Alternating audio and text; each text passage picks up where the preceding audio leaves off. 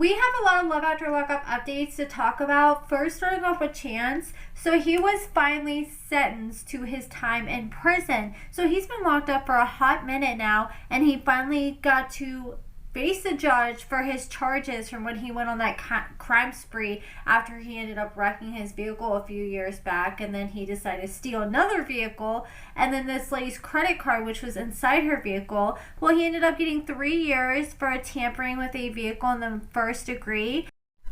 Then he was sentenced to 6 months for lying to a police officer. So his sentences are to run concurrent. So the maximum time he could do in prison is 3 years total. And I do believe they're going to count some of the time that he's already been locked up for. So, I mean, I don't think he's going to be locked up for much longer. I think he only has to do a percentage of that time in misery. And meanwhile, Taylor, she is selling the wedding dress that she bought while on the show. So when she was out here trying on wedding dresses, I thought this was all for the show. I didn't think the girl actually went through and bought the dress. And here's a picture of what the dress looks like, I guess, on the website. She's trying to sell it for $1,500.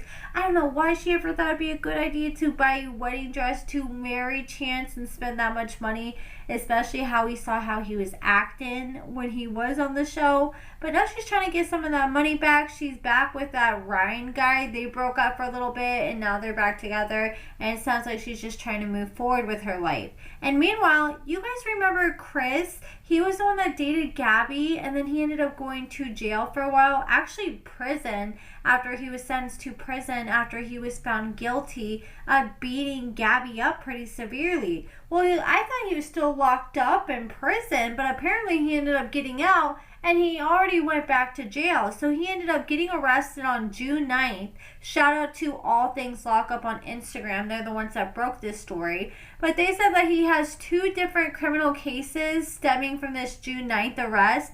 So he was arrested, and he had charges from resisting arrest and possession of a controlled substance. I'm not sure what exactly that possession or that controlled substance was. But there's another criminal case against Chris from a June 4th arrest, 5 days prior before this arrest, where I guess he was busted being a felon in possession of a firearm and for being a menacing charge, I guess, with a weapon. I guess he was probably threatening someone with a weapon, I'm assuming. Obstruction and assault with intent to cause bodily injury. Chris ended up bonding out of jail. He's currently out, and he goes back to court on June 11th. And next we got to talk about Latisha. So do you guys remember when I brought up the fact like a week or 2 ago that Latisha had filed a motion to throw out her guilty plea, and this was literally like a month before she's supposed to be sentenced to her time in prison? And I think she's probably started to sweat bullets, and she's like, damn, what can I do to try to prolong this as much as possible? Well, she tried to end up filing a motion where she's trying to say, oh, I have concerns for the state's evidence and the strength of it and the credibility of the witnesses. And like I said in my last video, I was like, I have a hard time believing the judge is going to buy that, because a judge will make sure they ask you a million questions, even when it's annoying. They'll be like, are you sure you understand? You know, this is this. You know, they'll lay it all out for you. And that's exactly, Sarcasm ended up getting the court records. And that's exactly what the judge said in their denial of Latisha's motion. They're like, yeah, so she was told multiple times that this is what it is. She agreed to it. And they're like, hey, we kind of feel like she's just doing this in bad faith. And yeah, they were not going for it. So they ended up withdrawing her motion. And Latisha's sentencing is on July 30th. So less than a month away, we will know Latisha's fate. She is looking at a minimum of 3 years in prison. If I would have to assume, I'm going to say she's probably going to get 3-4 years. But probably since this is her first time going to prison, they'll probably only give her like 3 years. But the big question is, do you guys think that Keith is going to stick around for her and hold her down like she did with him? Next, I want to give a quick shout out to the sponsor of this video, Pieter Post.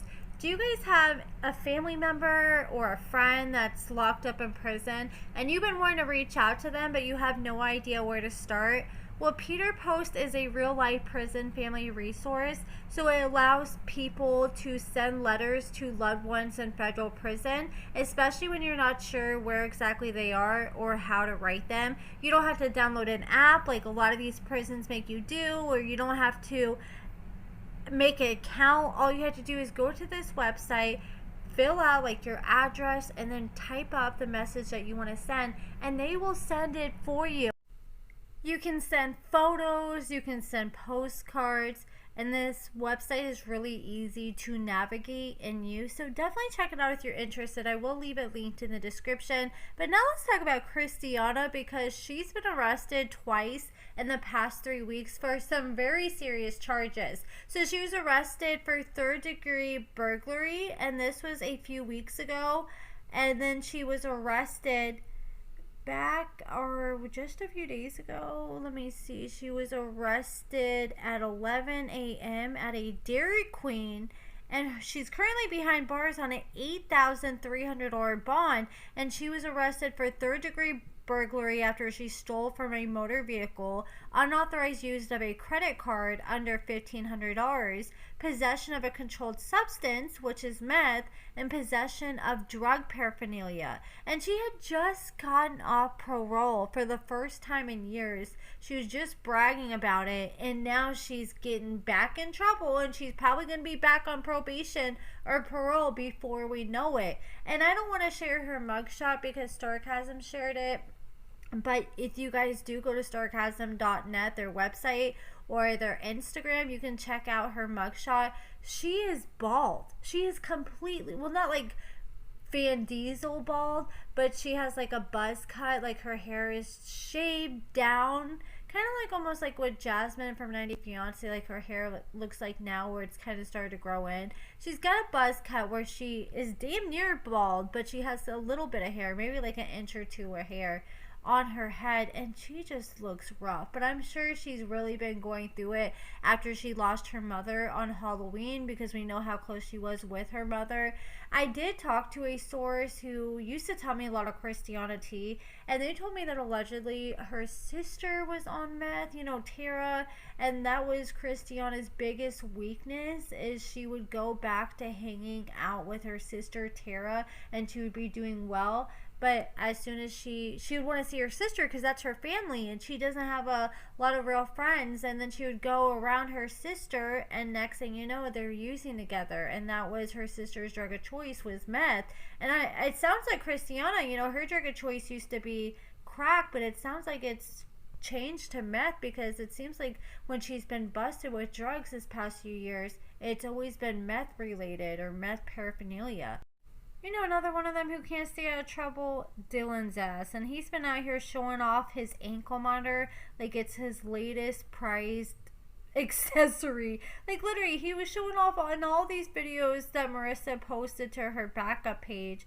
He was driving around town with his foot hanging out the window downtown Chicago with his ankle monitor. So everybody, before he pulls up, before you even see his face, you're gonna see his ankle monitor, which that's sketch. And he's out here trying to find a co-signer for his car, because apparently he has not the best credit, so he needs somebody to help him co-sign for a car. He said, looking for a responsible individual with a strong credit who may be interested in co-signing on an auto loan. I have substantial income and assets, and I can provide documentation showing my ability to make all payments, but unfortunately, my credit history is currently preventing me from qualifying on my own. I'm willing to compensate the right person for their time and consideration, and everything would be put in writing through a legally reviewed agreement. Serious inquiries only, please, and send me a private message if you would like to discuss. And I actually heard from a few people that he was DMing this out to people, like just, you know, like cold DMing people, like he's a salesman trying to see who wants to co-sign for a car for him.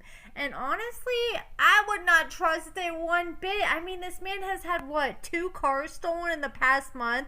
He said he spent $60,000 on a car that got stolen 2 weeks ago. And then we saw him fighting with Marissa like a month ago when he was claiming that she stole his car.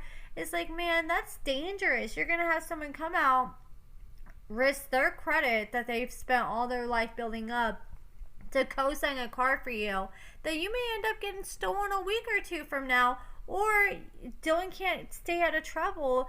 We see him on the ankle monitor. If he gets in trouble again, he might be going to prison. And if he gets in trouble with that loan out and he goes to prison and the car's just sitting there, that person might end up getting their credit all sorts of screwed up. Like, unless you got, even if you had an air tag on it, I still wouldn't trust it. And you guys remember Tyrese, who was with Shonda? Well, he ended up commenting and he's like, yo, that's my homeboy. I'm from Chicago. I'll do it. Which I think that's very nice of him to offer that. But I don't know. I just still think it's so risky. Dylan just has too many sketchy people around him. He's doing too much sketchy shit. Marissa was just posting this picture the other day talking about how they're like running around doing criminal shit. And her and Dylan were both wearing ski masks, or, you know, those shiesty looking masks in the middle of summer. And they're riding a freaking scooter. So yeah, it definitely looks like y'all are up to some BS. And that's probably where you're getting all this money from. But yeah, I would not trust it at all with the kind of company he keeps and just how chaotic his freaking life is. But you guys let me know what you guys think about all this in the comments below. Like I said, I have so many more updates to talk about, so I'll save it for another video. We're not even like halfway through all the updates. There's been so much stuff that's happened this week, but I'll try to get to it sometime this weekend. So you guys let me know what you think about everything, and thank you so much for watching.